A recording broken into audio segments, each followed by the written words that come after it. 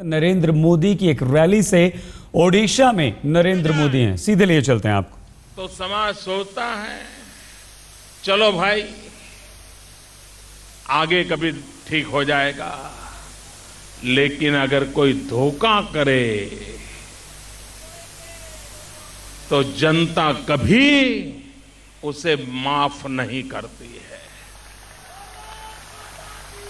आप मुझे बताइए भाइयों, आप किसी धोखेबाज को माफ करोगे? वादा खिलाफी करने वालों को माफ करोगे? आपके सामने झूठ बोलने वालों को माफ करोगे?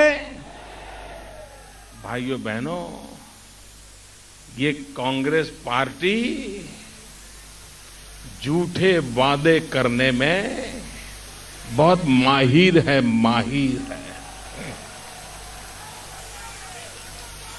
60 साल से हर चुनाव आते ही एक नया झूठ, जनता के आंख में धूल झोंकने का एक नया काम।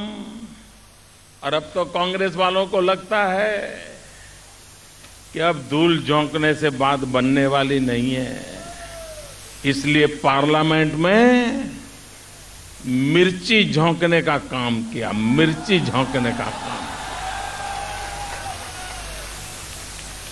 भाइयों बहनों, मैं आज याद कराना चाहता हूं, मैं 2009 के चुनाव में आपके संबलपुर में आया था। एक छोटी सभा थी, शहर के एक कोने में थी, और उस छोटी की भीड़ को मैं संबोधित करके गया था। भाइयों बहनों, तब कांग्रेस पार्टी ने चुनाव में वादा किया था कि 100 दिन में महंगाई कम करेंगे। मुझे बताइए भाइयों, कांग्रेस ने वादा किया था? ऐसे नहीं, जरा जोर से बोलो। कांग्रेस ने महंगाई कम करने का वादा किया था। 100 दिन में महंगाई कम करने का वादा किया था।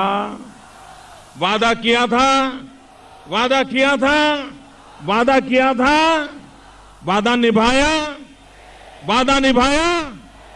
महंगाई कम हुई, महंगाई खत्म हुई। ऊपर से क्या हुआ? महंगाई, महंगाई।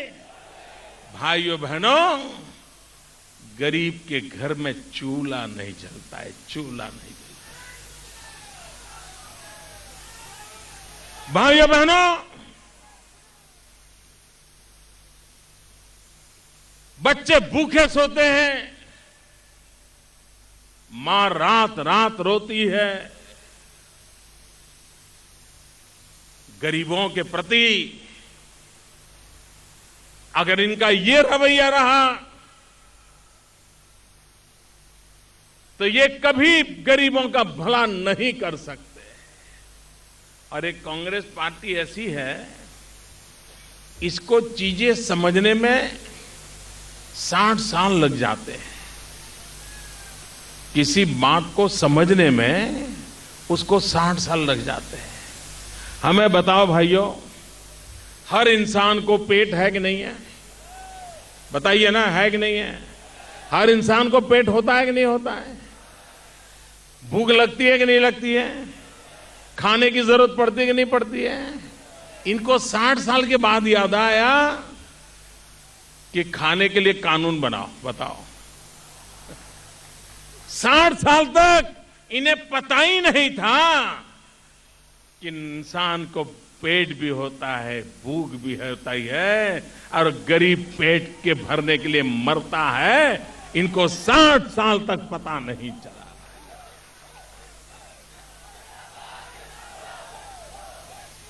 और इसलिए भाइयों बहनों,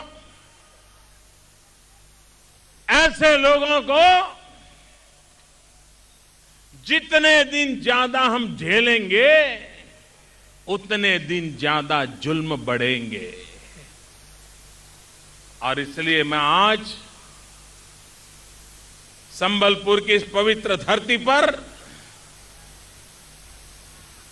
आपसे आशीर्वाद लेने के लिए आया हूं। आप मुझे ऐसी शक्ति दें, आप मुझे ऐसे आशीर्वाद दें कि मैं आपकी समस्याओं के समाधान के लिए काम आऊं। अब देश को कुशासन नहीं चाहिए, देश को सुशासन चाहिए। गरीब की आवाज सुनाई देनी चाहिए, माताओं बहनों को सम्मान की जिंदगी मिलनी चाहिए। हमारा किसान भाइयों बहनों, यहां पर पानी है, उपजाऊ भूमि है, लेकिन उसके बावजूद भी प्रति हेक्टेयर जमीन में जो उत्पादन होना चाहिए कम होता है। क्या इसमें सुधार नहीं किया जा सकता? किसान मेहनत करने को तैयार है, उसको सही मार्गदर्शन चाहिए, अच्छे बीज चाहिए, खेती के नए तौर तरीके चाहिए। मेरा किसान अपनी ताकत दिखा सकता है। भाइयों बहनों, हमारा संबलपुर कला, आर्ट, हैंडीक्राफ्ट, उसकी अपनी एक पहचान है। भाइयों बहनों, ये छोटे छोटे कारीगर, चाहे संबलपुर की साड़ी कितनी प्रचलित है, लेकिन क्यों न दुनिया में इसको मार्केट मिले, क्यों न हिंदुस्तान भर में हमारे इस कला कौशल्य के दीवानों को जो कुछ न कुछ नया देते हैं, उनको बहुत बड़ा बाजार क्यों न मिले। लेकिन इसके लिए शासन को समझ होनी चाहिए, इलाके के विकास की चिंता होनी चाहिए। भाइयों बहनों, आपके पड़ोस में छत्तीसगढ़ है। छत्तीसगढ़ मध्य प्रदेश का हिस्सा हुआ करता था, और जब वो संयुक्त था मध्य प्रदेश छत्तीसगढ़, वो बीमारू राज्य माना जाता था।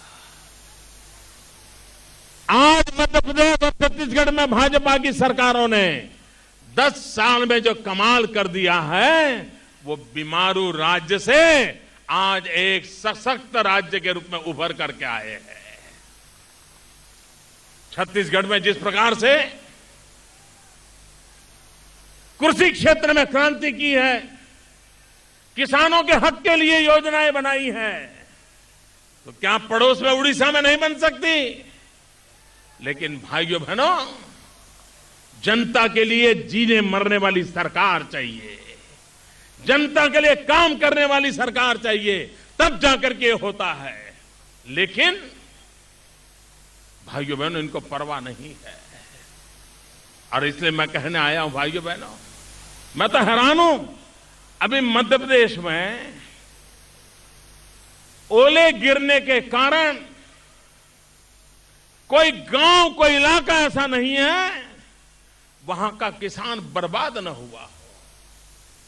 हमारे शिवराज सिंह चौहान अनशन पर बैठना पड़ा, मध्य प्रदेश बंद रखना पड़ा,